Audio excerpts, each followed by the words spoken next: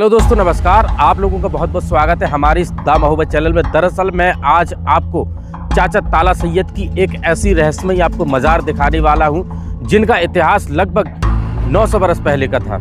उस मज़ार में कुछ ऐसे अनसुलझे रहस्य हैं जिसे देखकर आप भी हैरान रह जाएंगे। वही चाचा ताला सैयद है जो आल्हा उदल के चाचा कहे जाते हैं।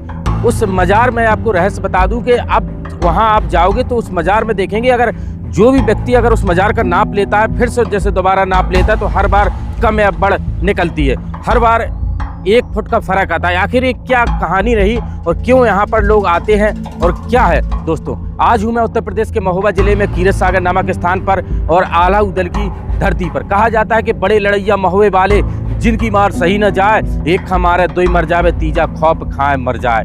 वही आल्हा उदल के गुरु माने जाते थे चाचा ताला सैयद। और क्यों इस धुबनी पहाड़िया पे उन्हें दफनाया गया लाकर और कैसे बैरागढ़ की लड़ाई में ये धोखे से मारे गए थे। बहुत लंबी कहानियाँ, बहुत लंबा इतिहास है। वहाँ पर एक नहीं कई मज़ारें हैं। कन्नौज के सेनापति की भी यहाँ पर मज़ार है। उस मज़ारों में कुछ रहस्य और कंकाल भी हमें वहाँ पर देखने को मिलेंगे। आप देखकर दंग रह जाएंगे कि 900 बरस पहले जो घटनाएं घटी उसका इतिहास आज हम दिखाने वाले हैं। और कुछ ऐसे रहस्य, हालांकि इतिहास हम बाद में कवर करेंगे और पहले आपको वहाँ लेकर चलते हैं और फिर इतिहास की हम चर्चा करेंगे। आप देख सकते हैं मैं अभी यहाँ हूँ और यहाँ बोर्ड लगा है चाचा ताला सैयद की मज़ार लिखा हुआ है। यहाँ पर सीढ़ियों के माध्यम से ऊपर पहुँचेंगे। पहुँचने के बाद फिर आपको दिखाएंगे असली कहानी क्या है।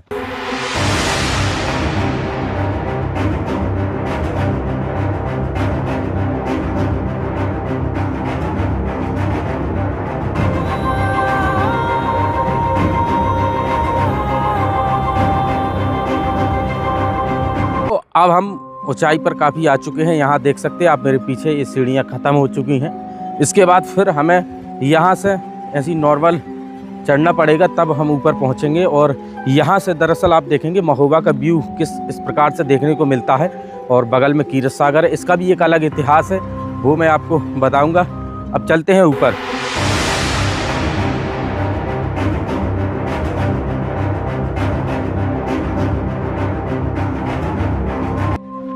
आप यहाँ पर देखेंगे जो पत्थर है, इसे चंदेलू पत्थर खास तौर पे यहाँ कहा जाता है। और इसका निर्माण चंदेल काल में ही हुआ था दोस्तों।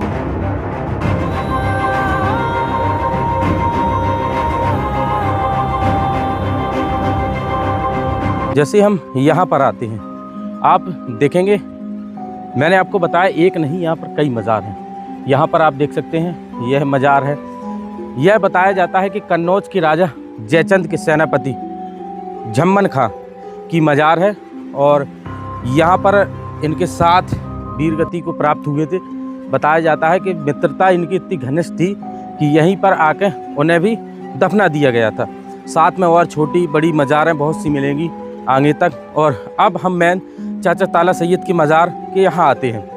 आप देखेंगे ये मज़ार, यह चाचा ताला सैयद की मज़ार धुबनिया पहाड़ी पर स्थित है, जो कीरत सागर बगल में तालाब के जस्ट बगल में है। और यह मज़ार का इतिहास भी बहुत पुराना है। आप देखेंगे यहाँ पर लिखा है चाचा ताला सैयद की मज़ार। यही वो मज़ार है। यहाँ पर लोग आते हैं, मन्नतें मांगते हैं और उनकी पूर्ण होती हैं जैसी मन्नतें। तो फिर बताया जाता है कि चादर चढ़ाने के लिए आते हैं। मन्नत के लिए चादर का नाप ले तो जाते हैं, तो जैसे ही ये चादर लेकर आते हैं दोबारा चढ़ाने के लिए, तो चादर या तो बड़ी होगी या फिर छोटी होगी। अचानक से ये रहस्य से कम नहीं। आखिर ये होता क्या है, मैं कोई बातें नहीं बना रहा हूँ। जब आप यहाँ पर आओगे, विजिट करके पूछोगे यहाँ, तो आपको हकीकत पता लगेगी कि आखिर क्या है। ये सच्ची बात है, क्योंकि ये सच में ऐसा यहाँ पर होता है। और यहाँ चाचा ताला सैयद के जब इतना आपने देखा है तो एक बार इतिहास ज़रूर सुन लीजिए। बहुत रोचक कहानी है दोस्तों। वही चाचा ताला सैयद है, आल्हा उदल के चाचा कहे जाने वाले। आल्हा उदल ने बामनगढ़ की लड़ाइयाँ लड़ी, एक से एक बड़े वीर योद्धा को हराया। पृथ्वीराज चौहान से भी उन्होंने लड़ाइयाँ की। तो सब में ज़्यादा सहयोग इन्हीं का रहा, चाचा ताला सैयद का। अब चाचा ताला सैयद आखिर महोबा कैसे आए? क्या होता है कि चाचा ताला सैयद का जन्म गोरखपुर के तालीग्राम में होता है। आज से 900 बरस पहले की आपको बात कर रहा हूँ, 12वीं शताब्दी की।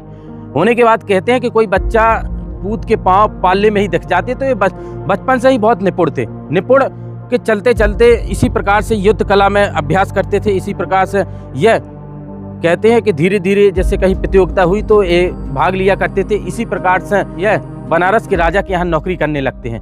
नौकरी करते हैं काफ़ी समय तक, अचानक से बनारस के राजा के साथ अनबन हो जाती है। अनबन होने के बाद वो फैसला लेते हैं कि अब मैं कन्नौज के राजा जयचंद के यहाँ जा रहा हूँ और वहीं पर नौकरी करूँगा। ये ऐसा उन्होंने फैसला लिया। तो क्या है कि आप जब बनारस से जाएंगे कन्नौज तरफ तो आप कानपुर होते हुए बिठौर होते हुए जाएंगे। तो बिठौर में एक समय मेला लगा था। मेला बताया जाता है कि उस मेले में महोबा की जो रानी थी मल्हना आई थी। मल्हना के पास 9 लखा हार था। क्या होता है कि उस मेले में भव्य आयोजन चलता है जिसमें गंगा स्नान होता है, तो वहाँ पर स्नान किया करते थे लोग। इसके बाद अचानक से वहाँ पर मांडवगढ़ का राजा रायकरेंगा आ जाता है। रायकरेंगा जैसे ही आता है, रायकरेंगा महोबा से पहले से ईर्ष्या किया करता था और ज़रूर वो युद्ध दोबारा करना चाहता था, क्योंकि अलग आलाउदल की कहानी रही। आलाउदल के पिता को किस प्रकार से रायकरेंगा ने धोखे से मारा था, ये अलग इतिहास है। मैं आपको बता दूं तो वहाँ पर जैसे ही पहुँचते हैं तो अब वो मांडवगढ़ का राजा रायकरेंगा अपनी बहन को उपहार स्वरूप 9 लखा हार देना था। 9 लखा हार की कीमतें करोड़ों में थी। तो वह हार अपनी बहन के लिए लेने के लिए आया था, तो वहाँ पर हार ना मिला दोस्तों। तो क्या है कि धोखे से मामा माहिल मिल गया। उरई का राजा मामा माहिल। मामा माहिल इसलिए कहते हैं कि महोबा में उनकी बहन थी यहाँ पर मल्हना, इस प्रकार से। तो मामा माहिल महोबा से ईर्ष्या किया करता था। तो फिर मामा माहिल ने चाल चली कि ये हार ढूंढना चाहता है, क्यों ना इन्हें युद्ध के लिए भिड़ा दिया जाए। तो वो फिर क्या करता है, मांडवगढ़ के राजा रायकरेंगा के पास जाता है, कहता है कि अगर हार चाहिए तो फिर युद्ध करना पड़ेगा। और महोबा की रानी के पास हार है, तो वो एक फैसला लेते हैं और महोबा की रानी के जहाँ महोबा की रानी का टोला था वहाँ पर आते हैं और चारों तरफ से उसकी सेना घेर लेती है। अचानक से वहीं पर चाचा ताला सैयद आ जाते हैं और चाचा ताला सैयद कहा जाता है कि वो अन्याय नहीं सह सकते थे।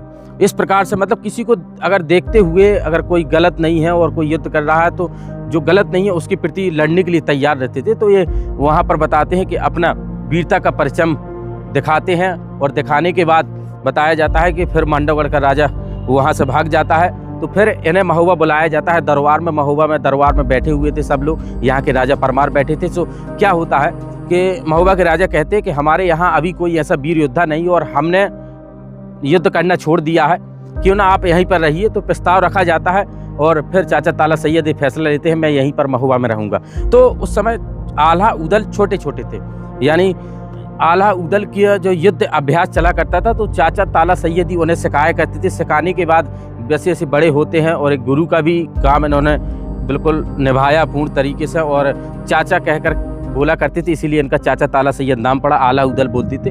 इसके बाद जब आला उदल बड़े होते हैं तो मांडवगढ़ के राजा से अपने पिता का बदला लेते हैं। चाचा ताला सैयद उनका साथ देते हैं। कहीं युद्ध करने से पहले चाचा ताला सैयद से जरूर पूछते हैं कि कैसा करना चाहिए। इस प्रकार से धीरे धीरे ऐसे ही बामनगढ़ के युद्ध लड़े और आखिरी में क्या होता है कि बैरागढ़ की लड़ाई में इन्हें धोखे से मार दिया जाता है। ये वीरगति को प्राप्त हो जाते हैं। तो फिर एक वादा लिया गया था चाचा ताला सैयद ने महोबा की जो रानी मल्हना थी उनसे कि अगर धोखे से कहीं मेरी अगर मृत्यु हो जाए तो आप मुझे वहाँ से लाकर मैं महोबा में मिट्टी में ही रहना चाहता हूँ और यही महोबा में ही मुझे दफन करना।